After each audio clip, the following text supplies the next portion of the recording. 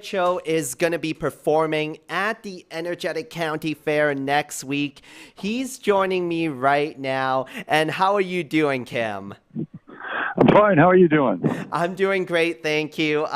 It's an honor to have you on my show because you're a Canadian legend. And Dub from the morning show, oh my goodness, he is really jealous of me right now because I get to talk to you. Oh, well, it's a pleasure speaking with you as well. You talk about me being a legend or whatever you called me. You should talk to my friends and hear what they call me. What did they call you? Oh, man, I can't say on the radio. Oh, it's not PG. Sometimes it is, but, more than not, but we take it out of each other all the time. So anyway.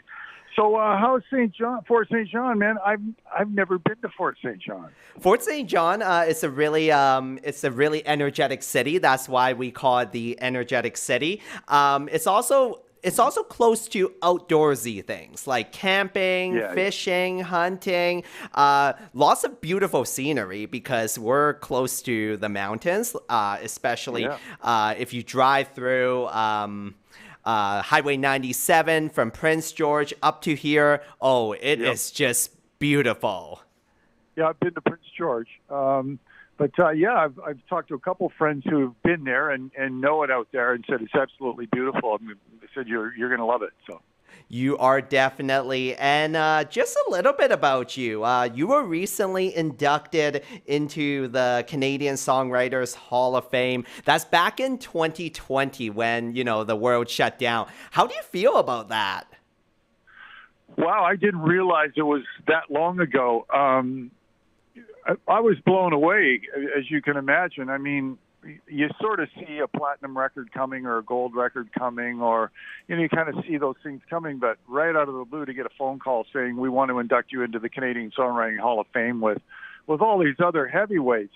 Actually, my first comment was, well, of course I'm a self-deprecating guy. I said, are you sure you have the right person this year?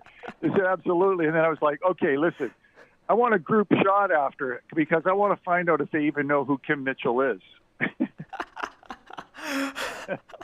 Hey, you know what? Neil Young and all these people's like, Kim Mitchell, who's she? I don't know. Never heard of her. You gotta self-deprecate yourself sometimes, because sometimes your ego could get over, like your ego could take over. Like for myself, I do self-deprecate myself too. Yeah, well, I think we have to. I mean, Canadians are inherently like that a little bit. I feel, which is, I think it's an okay quality to have. It keeps us in check, right? Absolutely. And I know, talking about the world shutting down, the pandemic has shut down concerts. Like, what did you do during that time when you couldn't do live shows? Well, I walked my dog and picked up his poo. That's basically it. And, I mean, the deal is there's sort of two schools. I've talked to other musicians who are like, oh, man, I learned to play the saxophone, or, yeah, I learned to play the bouzouki, and, yeah, I wrote an album, and I didn't do anything. I was sort of the other side of the human condition, which was, no, I don't feel like doing anything. I'm just going to wait this out. I'm going to eat healthy. I'm going to try and stay somewhat healthy, but just isolate and be careful, and that's what I did. I walked by my guitar. I have guitars in the house all the time. I walk by it and play maybe for a couple minutes and just go, not into it. It sounds like you spent a lot of time with your best friend, your dog. Yep, absolutely. He doesn't care who I am. He's like, I don't care if you're Kim Mitchell or what. He's pick this up right now. Oh, like you have an interesting dog, I will say. Yeah, he's a pretty cool guy. He's a golden doodle, and he's been a good pal. Absolutely. And also, how does it feel being able to do live shows again? Well, it's kind of surreal. I've spoken with a few other musicians about this too, and we're all feeling, like we have this memory of it being a certain way and a certain feeling, and that still hasn't returned yet. just the sort of the normal thing that we sort of feel. Oh yeah, it's not like riding a bike. It's a little bit of a challenge, but I'm really excited to be doing it. That's for sure. But inside, it's not like, oh yeah, I know this feeling. I know this. It's all like really foreign still. It's like we're doing it for the first time or something. Yeah, like the feeling, if it feels like, you have butterflies in your stomach, but at the same time you're excited about it because you're able to perform again. Well, the day that you walk out on stage and you don't feel that stuff, you might as well stop. I've had one of the most interesting jobs, I think, ever, which, and it was actually brought to my attention by a doctor. I went to my eye doctor once, and he had all these plaques on the wall, and I was going, oh man, I said, and he came in, and I go, well, you've really done a lot and studied a lot. And he says, hey, don't discount what you've done. You bring happiness to all kinds of people, no matter what they believe in or don't believe in. They get together in a place or outside in the field, and you play the music, and you make them feel good. You take them to Rockland Wonderland, and don't discount that, because that's a wonderful thing to be doing for the planet, right? And a question for you: does your eye doctor think you're a legend? No, not at all. I think he's a legend because of what he does. But I mean, yeah, he knows who I am. And but do I get special treatment? No. I'm in the waiting room just as long as everybody else. Oh, come on.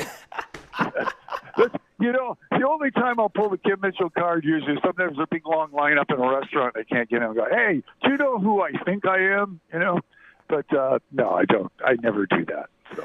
That's awesome. That's good. That's good, because you don't want to be the so-called Karen. No, not at all, man. Energetic County Fair. It's the very first one here in the city. How do you feel about, launching this event? Well, I'm pretty excited. There's quite a few country acts too, right? Absolutely. There's the Washboard Union, Nice Horse, Emerson Drive. Yes, another legend.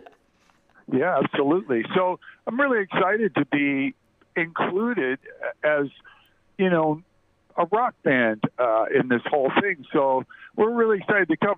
I'm really excited just to come to Fort St. John too, for the first time and see it and get the feel for it and rock out for everybody.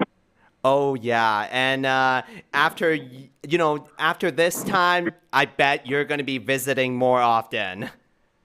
Well, I hope so. I mean, that would be nice. And even if it's not for a show, just to come back and visit the place.